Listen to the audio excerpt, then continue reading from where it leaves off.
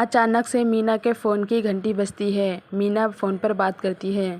क्या हुआ कमला दीदी, तुम्हें आज काम पे नहीं आना? कितनी लेट कर दी तुमने आज। हाँ मीना दीदी, मैंने इसीलिए फ़ोन किया है। मैं कुछ दिनों के लिए गांव जा रही हूँ।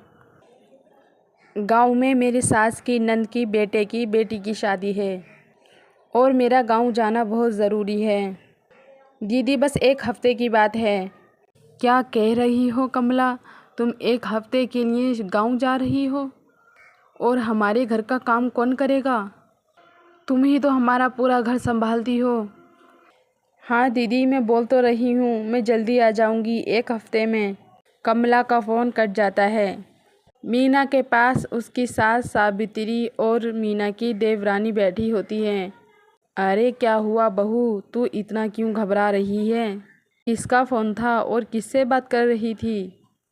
हाँ वो माँ जी, कमला का फ़ोन था। कमला बोल रही थी 8 दिन के लिए वो छुट्टी ले रही है। वो शादी में गांव जा रही है।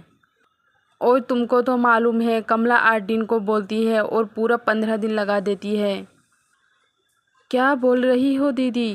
क्या सच में कमला दीदी गांव जा रही हैं? तो घर का सारा काम कौन संभालेगा? और किचन में तो इतने गंदे बर्तन पड़े हैं, वो बर्तन कौन मांजेगा? हाँ रितिका, मैं सही बोल रही हूँ। 8 दिन की छुट्टी ली है कमला ने, अब 15 दिन लगाएगी पूरे वो। और मेरे हाथों में तो बहुत दर्द हो रहा है। ऐसा कर रितिका, अब के बर्तन तू मांज ले और शाम के बर्तन मैं मांज लूँगी। नहीं मीना दीदी, मैं अब बर्तन नहीं धोने वाली। मेरा बर्तन धोने बिल्कुल मन नहीं कर रहा। अब इन दोनों देवरानी जेठानी में बहस होने लगती है। ठीक है रितिका, तू भी मत धो बर्तन और मैं भी नहीं धो रही। जिसको बर्तन की ज़रूरत होगी वो खुद ही धो लेगा। वे दोनों एक दूसरे से रूठकर अपने कमरे में चली जाती हैं। अब बेचारी सावित्री ये दोनों बहुओं का नाटक देख रही थी। सावित्री बहुत ज़्यादा बीमार रहती थी। सावित्री के हाथ पैर फूले रहते थे और सावित्री के जोड़ों में बहुत दर्द होता था। ये सब देखकर सावित्री बर्तन धोने उठती है। तभी सावित्री का बड़ा बेटा आ जाता है। अरे माँ, कहाँ जा रही हो? बेटा कहीं नहीं, बस मैं थोड़े से बर्तन हैं वो धो दूँ। तभी सावित्री का दूसरा बेटा भी आ जाता है। माँ, तुम्हें कोई बर्तन धोने की ज़रूरत नहीं है। तुम्हारी 2-2 बहू होते साथे तुम इस बीमारी में काम करोगी।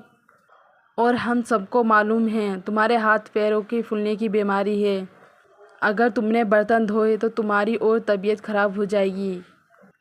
हाँ माँ, रोहन भैया सही बोल रहे हैं। अब जिसको भी बर्तन धोने की ज़रूरत पड़ेगी वो खुद ही धो लेगा। दोनों भाई सावित्री को वहीं बिठा देते हैं। अरे रमेश, मैं चाय बना रहा हूँ, क्या चाय तू भी पीगा? तेरे लिए भी बना रहा हूँ। हाँ भैया बना लो, इन दोनों बहुओं को तो उठने के दिल में नहीं है। हम दोनों को अब अपने काम पे भी जाना है। फिर दोनों भाई नाश्ता बना लेते हैं और नाश्ता करके अपने कामों पे चले जाते हैं।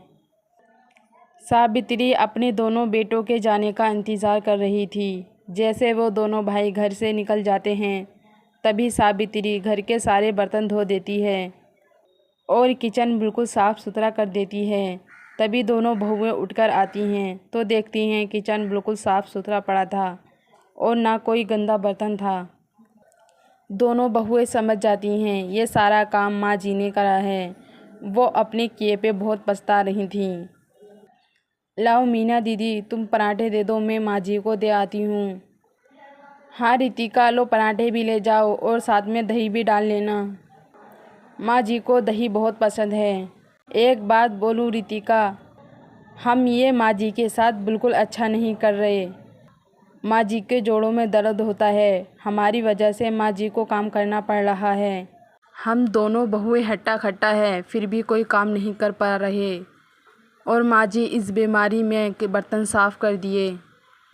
हाँ दीदी सही बोल रही हो, ये तो हमने बहुत बुरा करा है। आइंदा अपने दोनों इस बात का बहुत ज़्यादा ख्याल रखेंगे।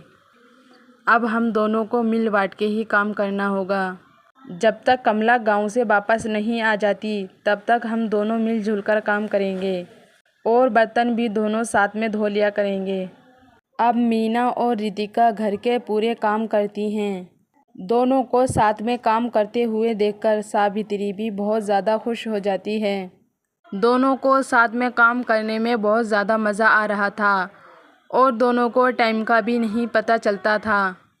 फिर कुछ दिनों बाद कमला भी गांव से वापस आ जाती है और अब पूरे घर की जिम्मेदारी कमला को नहीं देती थी। कुछ काम कमला करती थी और बाकी काम दोनों बहुएं करती थीं। इन दोनों के ये बर्ताव देखकर कमला भी बहुत ज़्यादा खुश हो जाती है और अब दोनों दरानी जेठानी मिलजुल कर रहने लगती हैं।